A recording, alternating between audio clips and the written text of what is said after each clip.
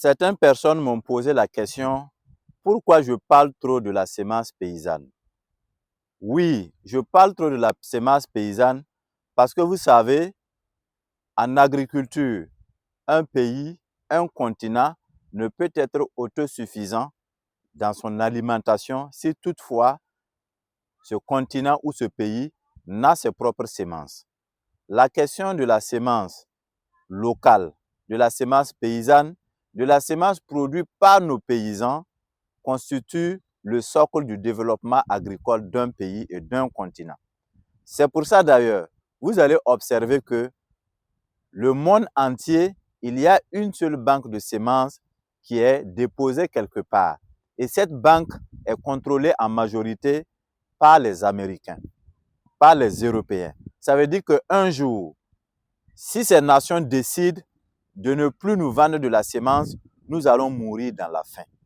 C'est pour ça qu'il est important pour nous de préserver nos propres semences. Et vous savez pourquoi? Si vous voyez les semences qu'on dit des hybrides, des OGM et bien d'autres, à la base, il faut ça. Il faut la semence produite par nos paysans. Vous prenez le sorgho, l'arachide, le vanzou produit en Afrique, au Burkina Faso. Pour améliorer cette variété, il faut de la semence paysanne, produite par les paysans. C'est ça la semence souche qui est à l'auteur de pouvoir multiplier des semences. Donc, j'ai l'obligation en tant qu'agriculteur, en tant que paysan, qu'on préserve au moins notre dignité. La dignité paysanne commence par la semence. La semence, c'est la vie. La semence, c'est toute la nation entière. Sans semence, pas de vie. Sans semence, pas de production. Donc, il est bien important de produire, de préserver nos propres semences locales. La semence, c'est notre dignité. La semence, c'est notre intégrité. Et la semence, aujourd'hui, constitue notre alikama. C'est-à-dire, on peut utiliser la semence pour se soigner.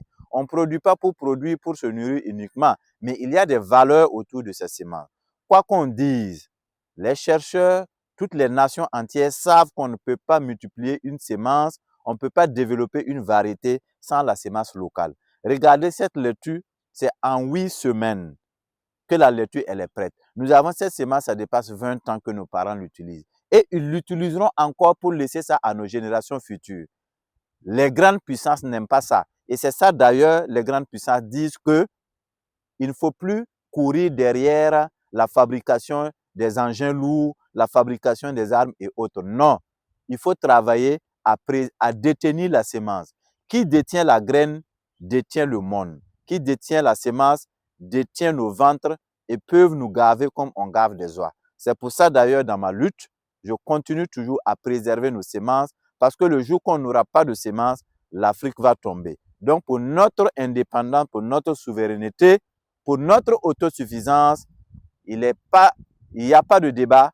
Produisons nos semences, conservons nos semences, multiplions nos semences et c'est dans ça que nous allons atteindre notre propre souveraineté que nous créons depuis plus de 60 à 70 ans.